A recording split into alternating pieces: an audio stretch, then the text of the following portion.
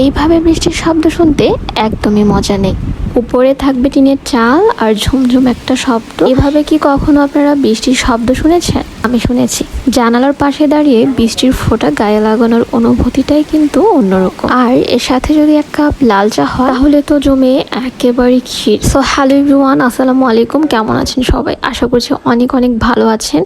বেশ কয়েকদিন ধরেই কিন্তু খুলনাতে অনেক অনেক পরিমাণে বৃষ্টি হচ্ছে। একেবারে সকাল থেকে রাত পর্যন্ত বৃষ্টি। আর এই বৃষ্টির দিনে কি করতে মন চায় বলেন তো? সারাটা দিন খেতা মুড়ি দিয়ে ঘুমাইতে মন চায়, তাই না? আর যেহেতু বৃষ্টির দিন প্রচুর গা ম্যাচ ম্যাচ করে, এই জন্য সকালবেলায় এক কাপ লাল চা খেয়ে নিয়েছি। আর লাল চা খেতে খেতে ভাবতেছিলাম আসলে আজকে কি রান্না করা যায়। আমাদের বাঙালিদের তো সবার একটাই পছন্দের খাবার বৃষ্টির দিনে, সেটা হচ্ছে খিচুড়ি। যেহেতু অনেক বৃষ্টি হচ্ছে, আমাদের ডিসিশন ফাইনাল, আমরা খিচুড়ি খাবো। প্রায় 15 থেকে 16 জনের রান্না বান্না আমি একা হাতে আজকে করবো। আমার খালা শাশুড়িরাও এসেছে, আমরা অনেক অনেক মানুষ আজকে।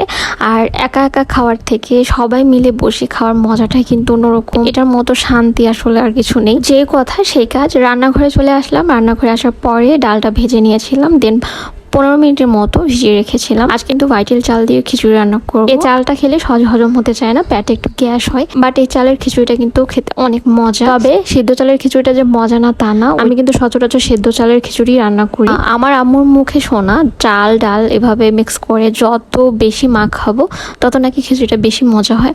তো আমি এখানে ভালো সময় ধরে খিচুড়িটা মাখিয়ে নিয়েছিলাম। তবে আমার একটা সিক্রেট আছে, সেটা হচ্ছে আপনাদের সাথে শেয়ার করি। আমি কিন্তু খিচুড়ি রান্না করার সময় সরিষার তেলটা ব্যবহার করি। এখানে সয়াবিন তেল একদমই দেই না, এতে করে খিচুড়ির ফ্লেভারটা খুব চমৎকার হয়। আমি এখানে যাবতীয় মশলা চাল ডাল একত্র করে খুব ভালোভাবে মিক্স করে রাইস কুকারে উঠিয়ে দিয়েছিলাম।